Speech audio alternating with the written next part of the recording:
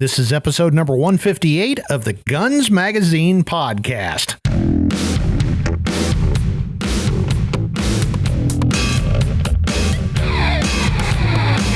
Hi there, and welcome to the Guns Magazine podcast, one of the shooting world's biggest gun talk programs.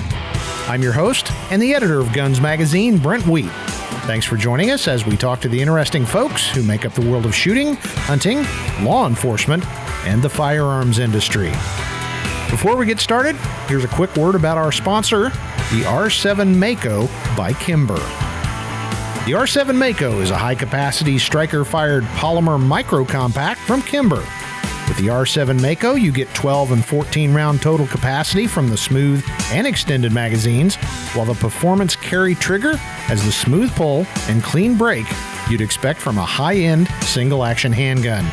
The R7 Mako also comes optics ready, where you can have it with optics already installed.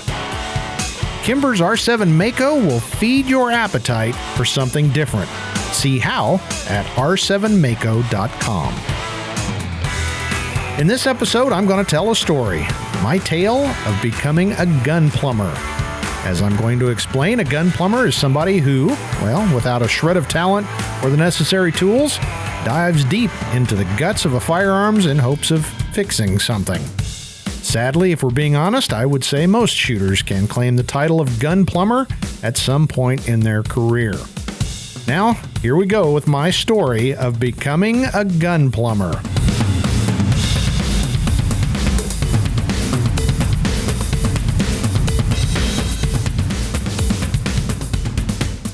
Okay, I'm going to stand up and admit it right here. I'm a gun plumber.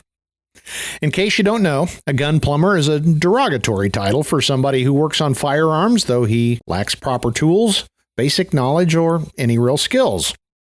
The telltale cry of a gun plumber is that famous announcement. Sure, I can fix that, even though he or she might not even be aware if the object in question is animal, vegetable, or mineral. In other words, a gun plumber is someone who, without a care in the world or any shred of self-doubt, dives into the guts of a firearm to repair a problem, even though he's more likely to be named Playmate of the Month. In some cases, the gun plumber solves the problem using high-quality repair parts like paper clips or hot glue, but typically the gun plumber generally makes things worse. If the person in question actually repairs the firearm and can do so repeatedly on demand and with minimal watching of YouTube videos, they're dangerously close to becoming a legitimate gunsmith and will soon discover they can charge $500 an hour for using a file. I'm very, very, very far from this point, and honestly, so are most of my gun friends.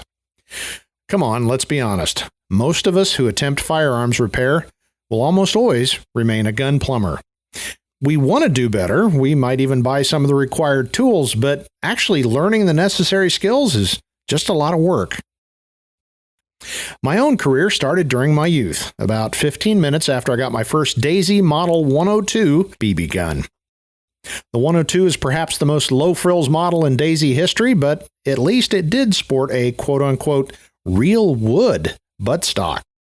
Shortly thereafter, and we're talking about the ripe old age of 12, I decided I needed a true custom rifle to hunt chipmunk, squirrel, elk, and all the other game I wanted to tackle, so I embarked on my first journey into the world of gun plumbing. Now, the stock on the Model 102 is a chunk of some kind of nondescript wood, and it's held in place by a long bolt threaded through the tail end of the receiver. Honestly, this stock is one of the ugliest pieces of firearm cabinetry ever conceived, but it does serve the purpose of making the gun a shoulder weapon. And, of course, more importantly, I assume, it was cheap to manufacture. My own stock was among the ugliest of the ugly, and I believe the raw wood probably had started life as a packing crate at the Daisy factory. However, after frequently reading about the joys of custom hand-rubbed Circassian walnut in my borrowed copies of Guns Magazine, I realized I needed the same thing for my rifle. At the time, I had a copy of an old 1940s deer hunting book that I'd won as a prize for scoring the highest on the state hunter education course at my junior high. Sadly, the book is long gone from my library, and I can't even remember the name or the author. I do remember it had a really faded yellow cover. The book included a chapter on how to sporterize your own Mauser, including instructions on how to refurbish the stock. These imported bolt guns were common and cheap after World War II and even on into the 1970s, which was when I planned to customize my own after I fixed up the BB gun. Anyway, after reading the chapter on sporterizing several times, I was instilled with completely baseless confidence, which is the hallmark of the gun plumber. I then snuck off to the garage where I used pliers from my dad's toolbox to remove the BB gun stock. For a replacement, I had selected a nice piece of soft white pine. It had been lying around for several years after it had been cut off the end of a 2x4 during a home project. The wood had been sitting under the workbench and was used periodically in various capacities such as a doorstop or wheel chalk, thus it sported quite a bit of character. That's a nice word for dings, stains, and mashed cobwebs. As the budding gun plumber, I'll admit I took some shortcuts. The piece was a little too long by about 3 inches. It was twice as thick as the factory stock, and it was also shy a few inches in height. I ignored these inconvenient truths and proceeded to cut a notch about halfway back, using a handsaw as kind of a very rough parody of the wrist.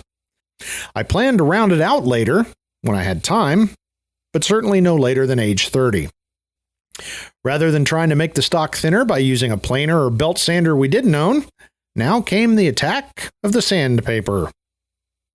The only thing I had lying around the workbench was some old 80 grit, so after a half dozen strokes, I held up the stock to my eye just like the fine craftsman that I was, and it looked thin enough to work and the wrist looked just fine, sporting that more contemporary right angle profile. The next job was creating the checkering and ornate scroll work I wanted on the stock. However, after realizing it would take at least an hour to complete, I decided to forego the rest of these dainties. After all, I reasoned, this was a hunting gun, and such extensive quality craftsmanship would undoubtedly be ruined after a season or two of hard use in the cornfield behind my house. Thus pleased with my 30 minutes of hard work, I grabbed a nearly empty rattle can of varnish and gave the stock a thorough coating, spraying until the can was empty and the wood was very well protected. The varnish did end up with some drips and runs, but if you squinted, well, it kind of resembled carving. As you might imagine, the stock was, shall we say, visually interesting, but I will grudgingly admit it wasn't really collector grade. In fact, when most people saw the new stock on my BB gun, they would immediately ask things like, what happened? Did a beaver attack it? Who cares what people think? I soon learned a thick skin is another requirement for a practicing gun plumber. Well, now that you've heard my story, I'd like to share a few hard-earned tool recommendations for those considering working on their own firearms. First is the Dremel tool. The Dremel tool is the hallmark of a practicing gun plumber, and you should keep one on your workbench at all times. Whether you're trying to remove too much metal, remove too much wood, or create deep scratches in the gun finish, a rotary tool is a vital piece of equipment to accomplish these tasks.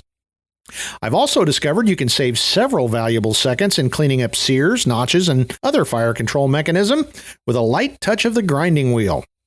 Granted, you might end up facing hunting violations or maybe the odd manslaughter charge later on, but you won't have wasted much time working on the gun. The hand drill. Come on, who needs an expensive drill press when a hand drill can do almost the same work? If you're very, very careful and you brace against something, you can drill straight, perpendicular holes for scope mounting nearly 15% of the time. As an added bonus, when the drill wanders across the metal, you can claim some of the deep scratches are custom engraving, thereby raising the value of the gun. Punches. You'll need a series of punches if you want to knock out pins or drift sights to correct for windage, but I found a common framing nail or Phillips screwdriver works almost as well. As with a hand drill, you can also end up with some custom engraving. Now let's discuss screwdrivers. Gunsmith screwdrivers are horribly expensive, but I found the flea market sets are quite reasonable. By shopping at places like Big Jim's Flea World and Swap Meet, you'll save considerable money, plus gain valuable practice in creating custom engraving. A vise. Most of us have a vise or two, while some have many. I would suggest you keep your vices confined to those which aren't felonies or involve public disapproval from religious authorities. Files.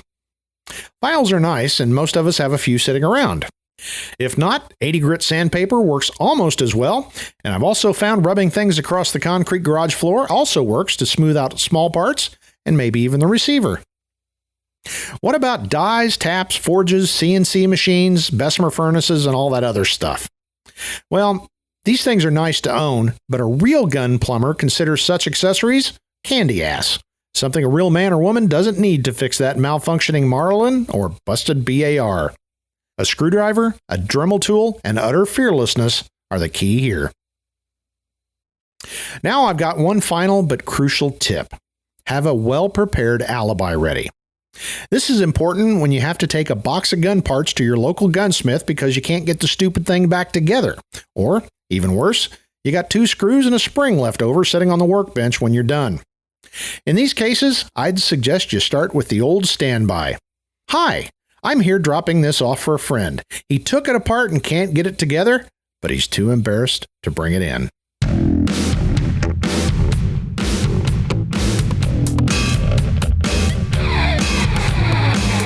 Sadly, most of what you just heard is the truth, the whole truth, and nothing but the truth, but I hope you enjoyed it. If nothing else, I'm sure you reached an important decision, which would be, you'll never want me to work on any of your guns.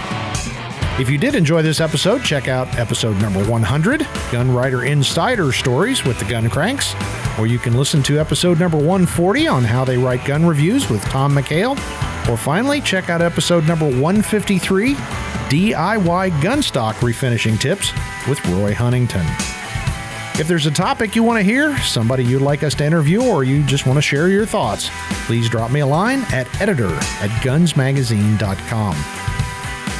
As always, you can find us on your favorite podcast directories such as Spotify, iHeartRadio, Amazon Audible, and many others, along with YouTube and at gunsmagazine.com.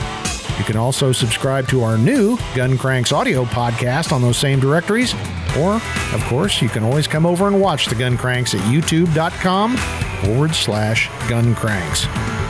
And while you're online, don't forget to check out our great sister publications, American Handgunner Magazine at AmericanHandgunner.com, AmericanCop.com, and our great numerous special editions available for sale on our website and at Amazon.